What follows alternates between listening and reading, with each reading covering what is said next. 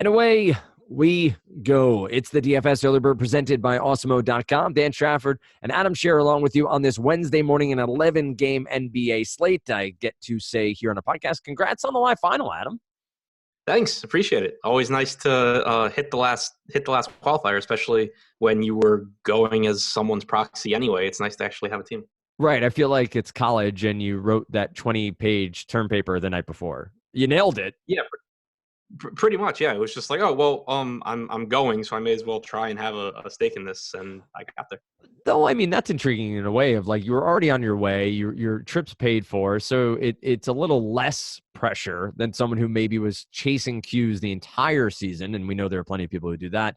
Anything you take from that qualifier? I know people would want to hear from you, would say, hey, how'd you build that lineup? Anything you'd say that is significantly interesting or educational about it, or just simply how the projections came out and building a specific lineup for you that day? Yeah, I mean, I guess the one thing that I took away from it, and I posted it in our Slack chat earlier, was, qualifiers are kind of the prototypical, obviously they're winner take all, more or less. And so more than any other tournament, you would have an inclination to just go completely off the reservation and be really, really unique everywhere. But it's still, the lineup that I won with, it was a very chalky lineup that had one or two really low-owned guys that did well. And it kind of just goes back to roster construction, and that I think sometimes people just play too contrarian, and it sounds good and everything, but it's within a lineup, you can be contrarian by just having like one or two different players. If you're max entering, you can be contrarian by being overweight on low-owned guys, but within each lineup, you still want, for the most part, popular players usually. So I think that was kind of just like my main takeaway from it was, going back, looking at the lineups I had and it did well. They still weren't really, crazy lineups.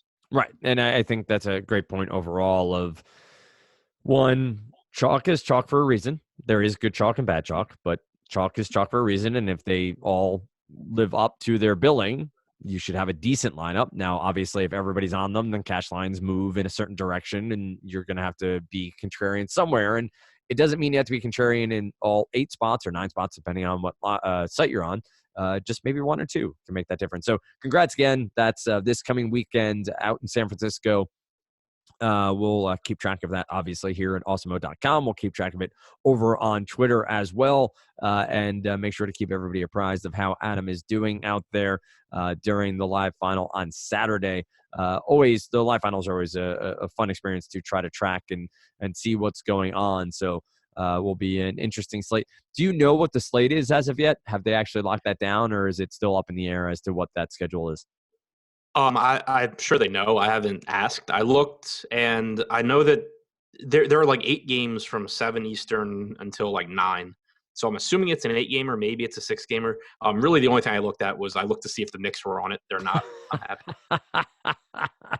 That's fair. That is fair. Mitchell Robinson, he's a stud all of a sudden. So we'll see what happens with him moving forward. We do have 11 games on tap here. What we're going to do, as we always do here on the Early Bird, is go position by position. It's a high-level look. First look for Adam and myself as we go through the slate, see which matchups seem to at least look like player pool matchups, guys that we want to look at further on Wednesday. Lofty does have the deep dive right up, and then Adam and Dave will be on the deeper dive at 5 p.m. You do get the NBA strategy show, and that's you Wednesday morning, right? So you get the strategy show?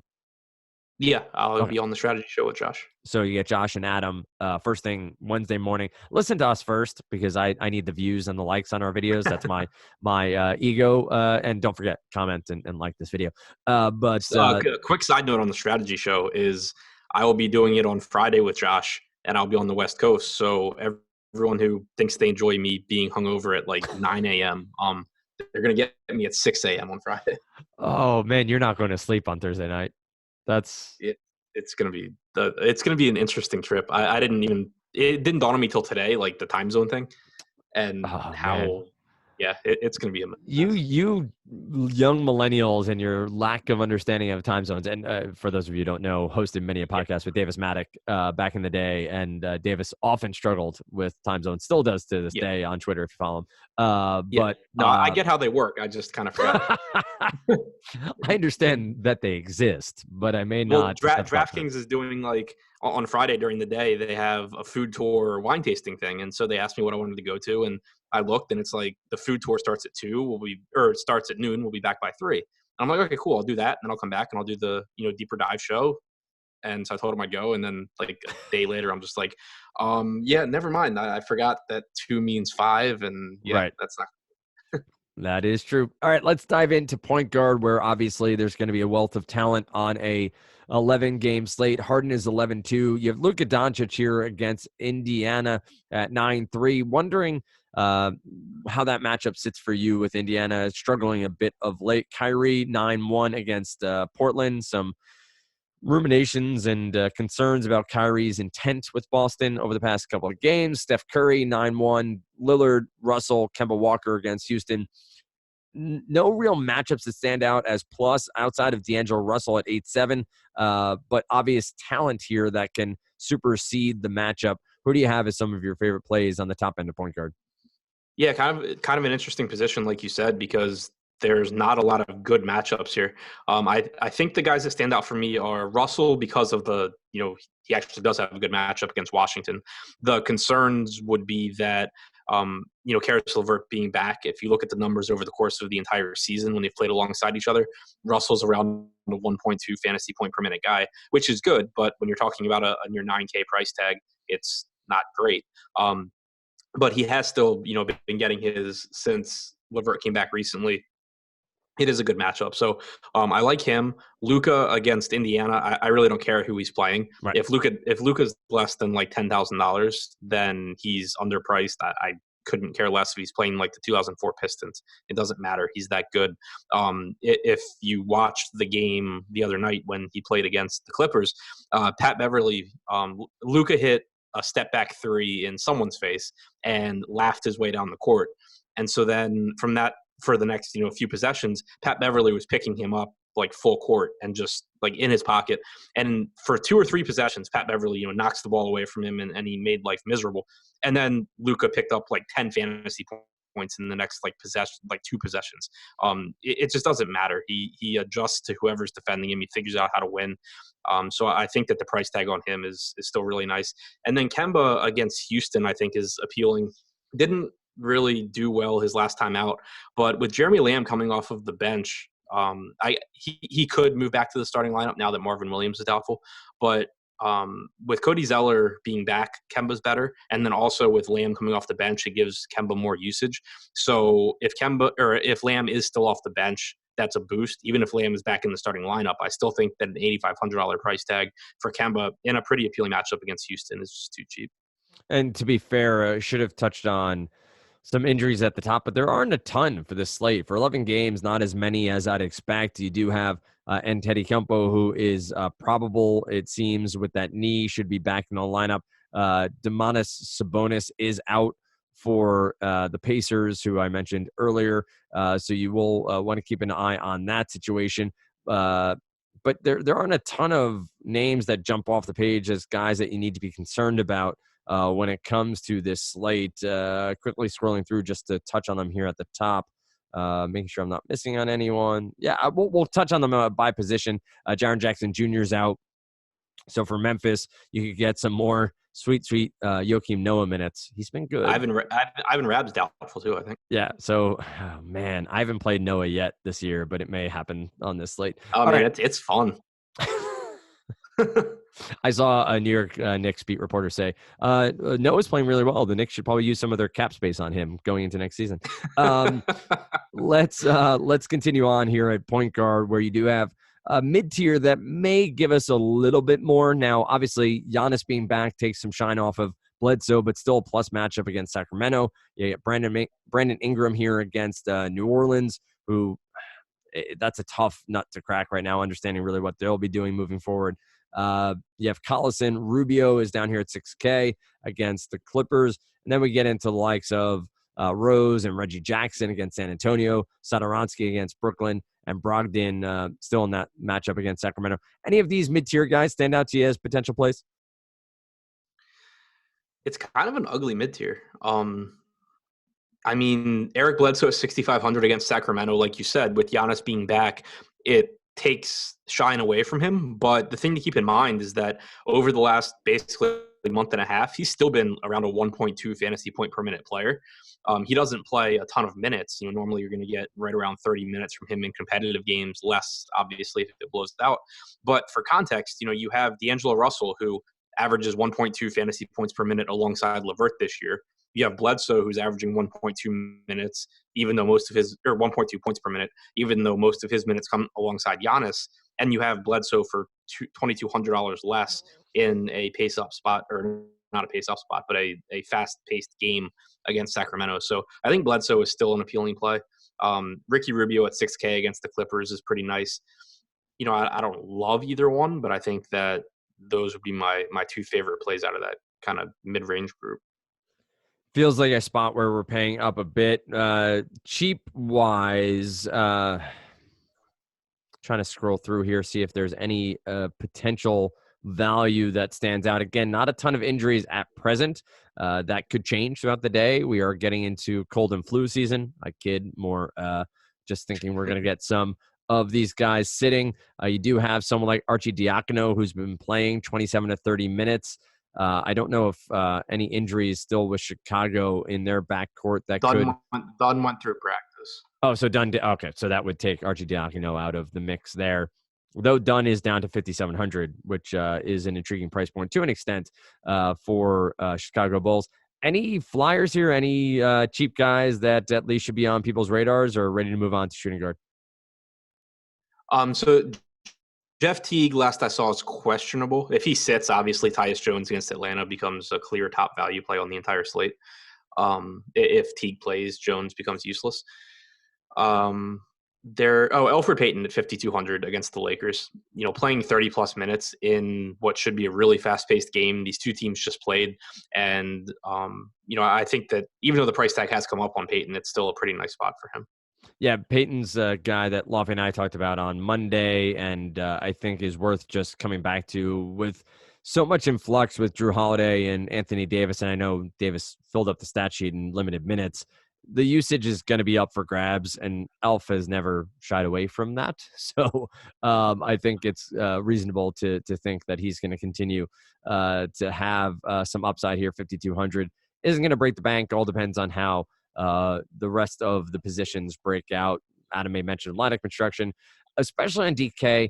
Don't just make one lineup and let it sit. And again, I don't MME. I play 3 or 4 lineups a night. I'm not somebody who's using Fantasy Cruncher, but build a lineup and build it again, and make sure you're putting players in positions that make the most sense, that you're not just jamming somebody in like a Payton at point guard when you have 2 other places he can play with shooting guard and guard eligibility on DK. So it is important as you're building to make sure you're getting the right value at the right positions to make it work.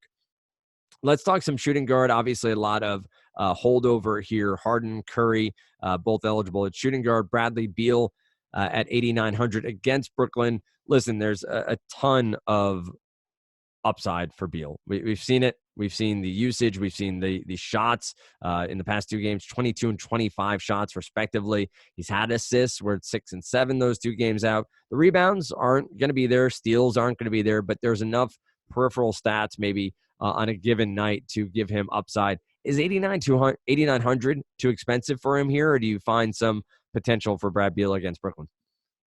Yeah, I don't think it's too expensive at all. I mean, he's still playing huge minutes. Washington is basically at a point where they have to win like every single game to get to the playoffs. I mean, or most games. It's a pace-up spot or a fast-paced game. It's a pace-up spot. Both teams play fast.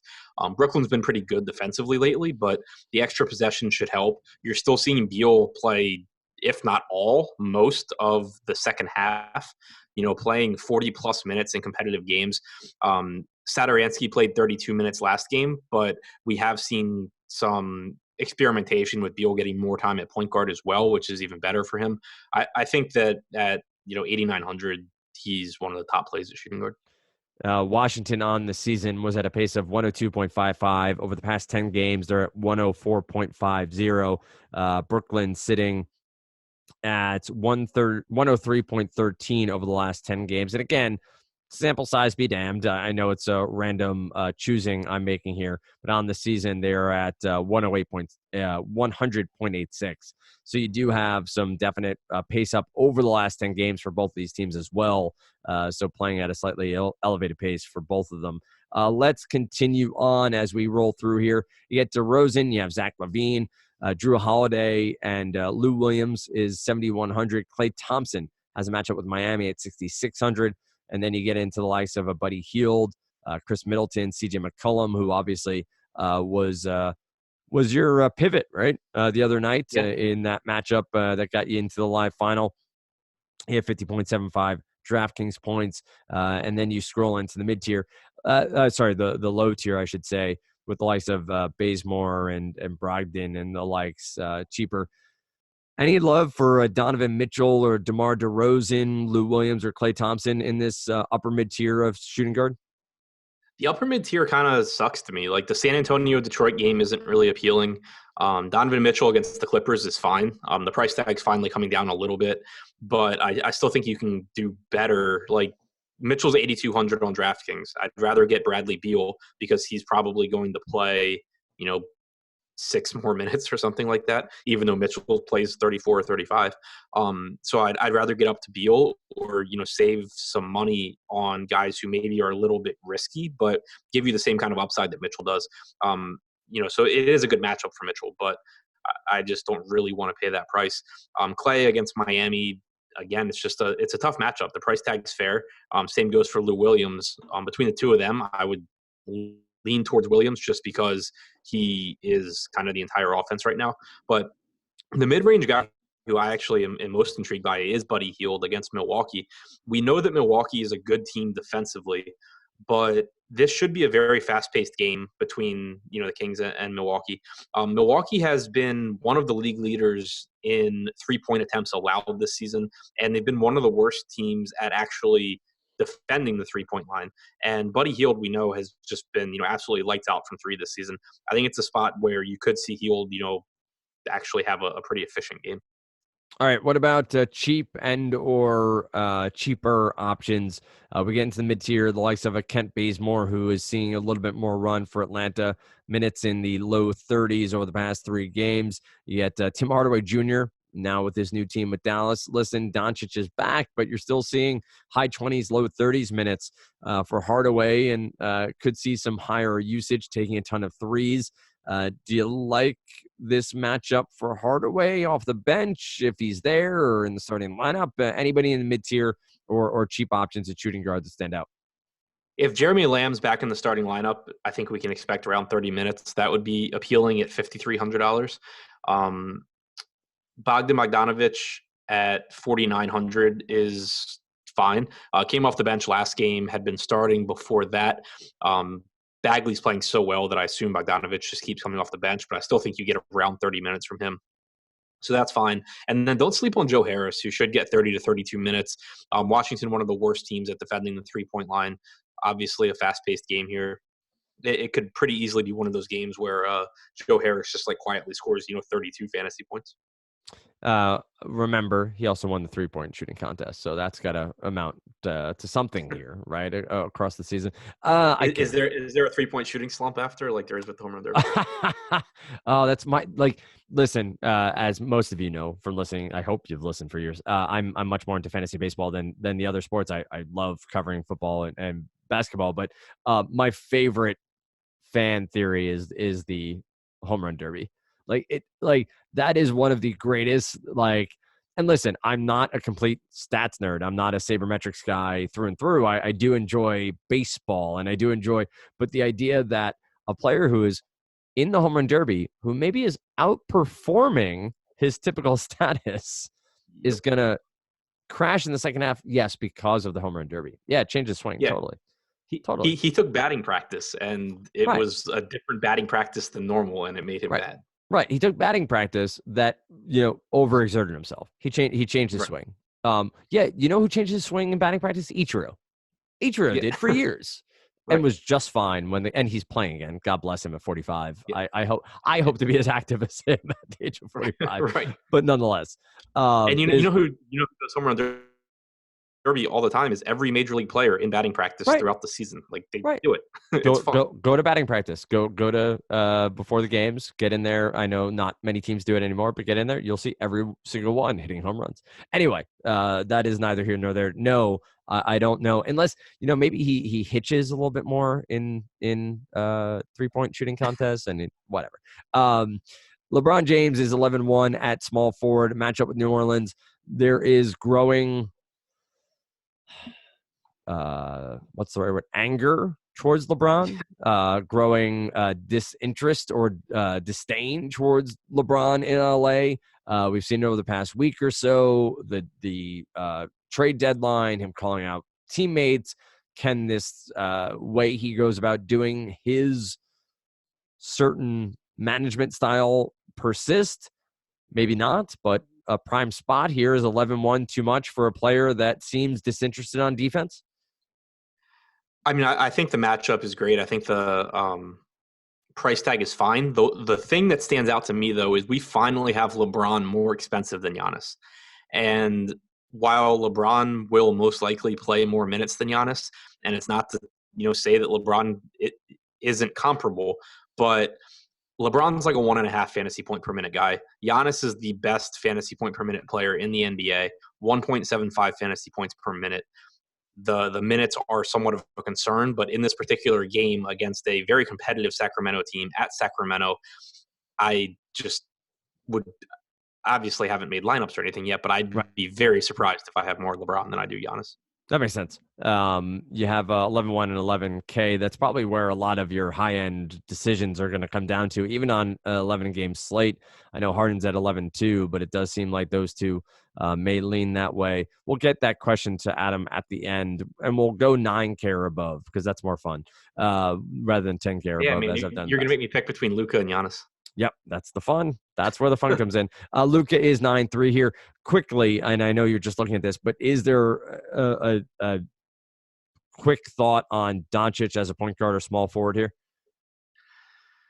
Um, Actually, I think small forward is a stronger position than point guard. Just quickly looking at it, but with there's not really comparable point guards to LeBron and Giannis on this slate. I don't think. Right. Karis LeVert, where he's small forward eligible, I think is a really good mid range play.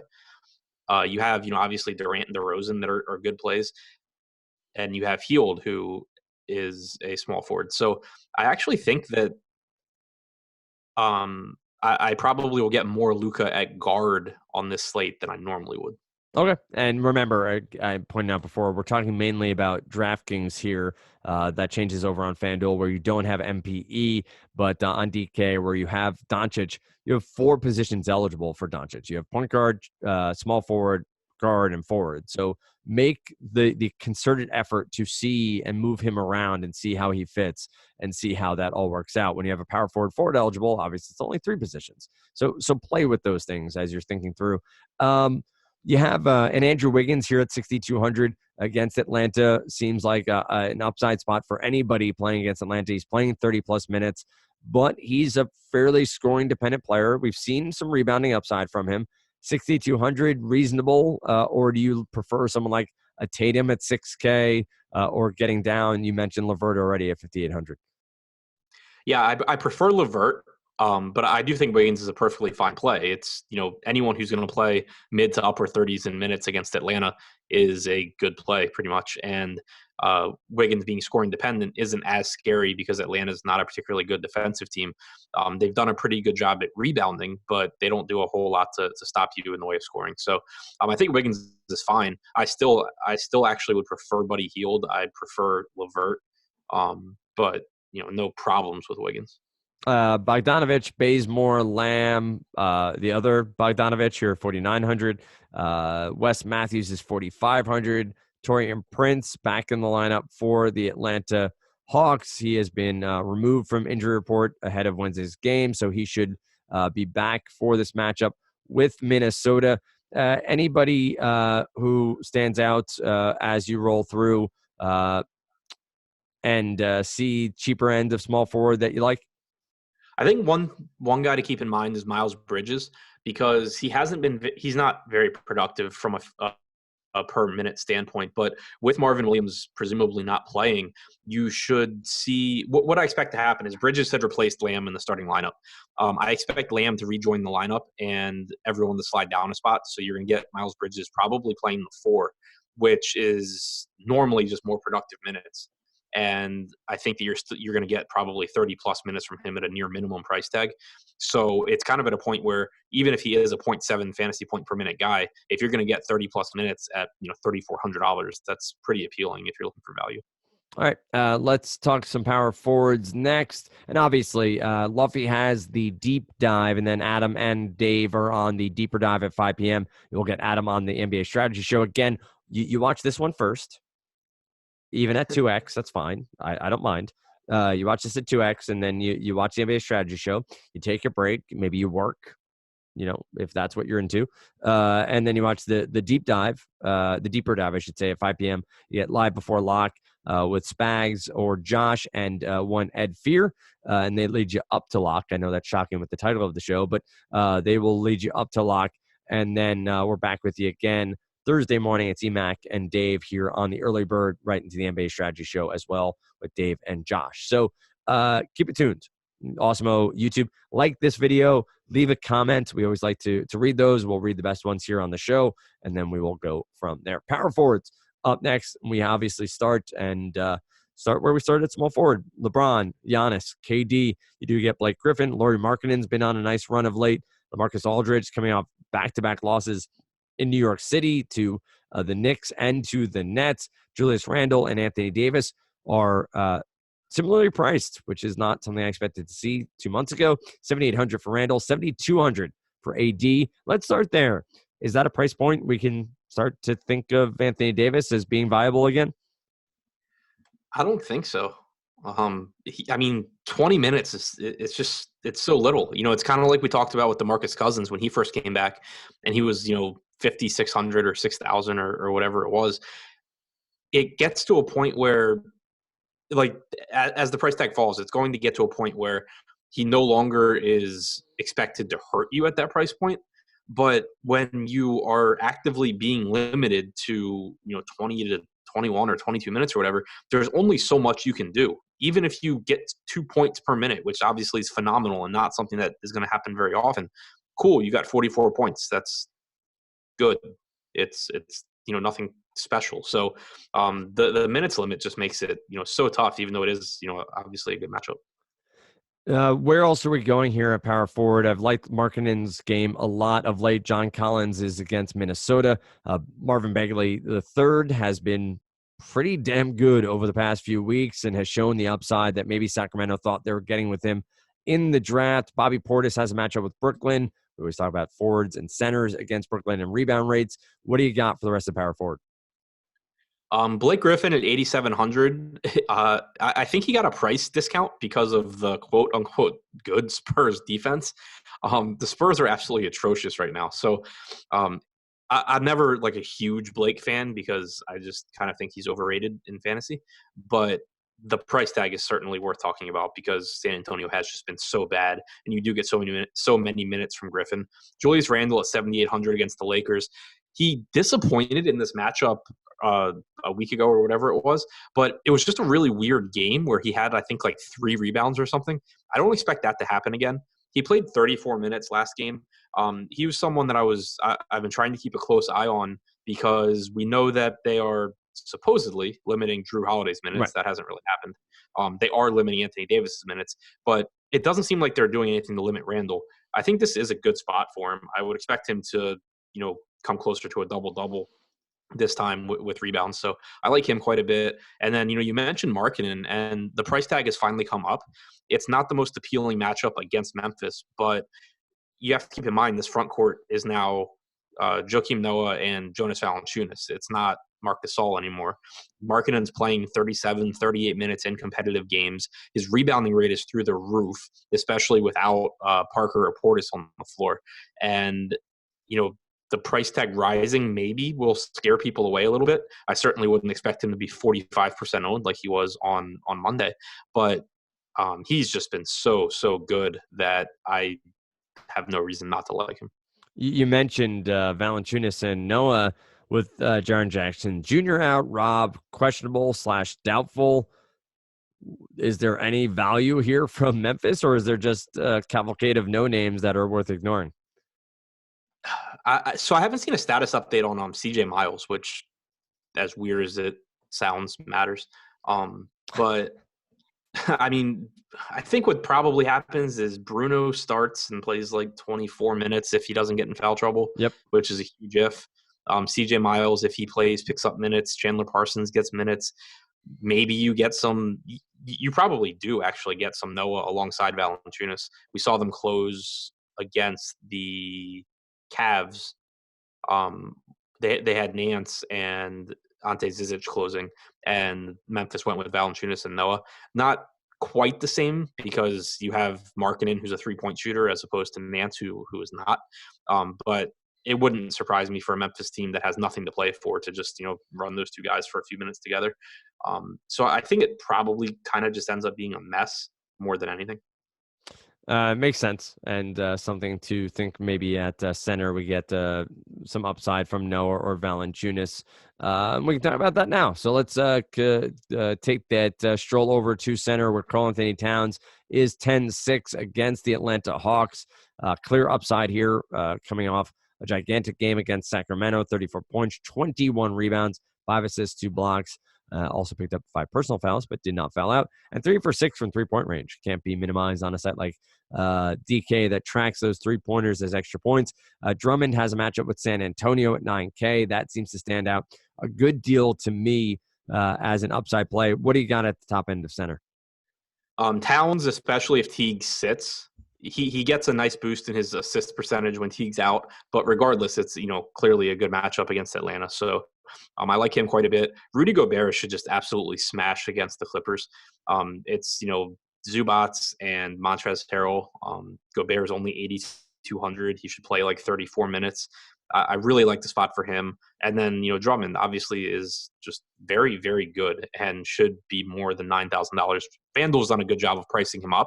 Not that it even has priced him out of play, but DraftKings just keeps leaving him at this price tag where it's just too cheap. All right, what else do we got at center to close it out? There's some mid-tier action with Nurkic. Valanciunas is 7,400 against Chicago, which has some upside. Clint Capella against Charlotte. Hassan Whiteside gets Golden State. Probably stay away from that one. We do have Harrell and Bagley. Portis. Turner is eligible here at 6,300 with Sabonis out. Fareed has been a double-double machine, or so it would seem. Has a matchup with Charlotte. And then you scroll on from there. What do you got for the rest of center? Valanciunas at 7,400, I still think is a viable option against Chicago. It's not a bad matchup, and Ivan Rabb probably being out, Jaren Jackson being out, should help to solidify Valanciunas' minutes. So that's good. Bobby Portis is. I actually meant to mention him at power forward, but he played 16 minutes in the game against Indiana. He started at center though, and he picked up 4 fouls in those 16 minutes. Thomas Bryant played the last 20 minutes of the game or something. Assuming Portis remains in the starting lineup, I love the spot for him here against Brooklyn. Hopefully the fact that he sucked last game keeps people off of him, but he'd be a really appealing play, especially where you can roster him at power forward. Miles Turner with Sabonis out, probably plays 32, 33 minutes. It's a homecoming game for him if you are the type of person that likes narratives. I'm not, but it probably doesn't hurt. So I think that he's a pretty reasonable option as well. What about none other than the caveman himself, Brook Lopez, on this slate? 4,500 is cheap. It's really cheap. It's a good matchup. Sacramento plays big, which should help Lopez. Obviously they started last game with Cauley-Stein and Bagley alongside each other. Harry Giles backs up Cauley-Stein. It's a big team, so you probably don't see a ton of small ball from Milwaukee in this one. I certainly think 4,500 is fine there. And the same goes for Willie Cauley-Stein on the other side. I had interest in him last game and he disappointed, but 4,500 for basically a point per minute guy who is still playing around 28 minutes, depending on matchup, is not bad. All right, let's close it out with our question of the podcast, which is 9K or above. Who's your favorite player? So I'm going to rattle them off here quickly. Drummond, Curry, Irving, Durant. And if anyone missed Kyrie Irving deciding not to play defense against Toronto, there are plenty of GIFs out there on Twitter that can show you exactly how much he seemed to be disinterested in getting in the way of anybody against Toronto. But again, Drummond, Curry, Irving, Durant, Doncic, Towns, Antetokounmpo, James, and Harden. Lots of options.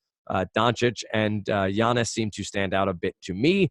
You have Towns obviously in a good spot as well. LeBron could be on somebody's list. What do you got as your favorite play? And maybe what we'll see on Wednesday, a guy you might build around in some of your tournament lineups.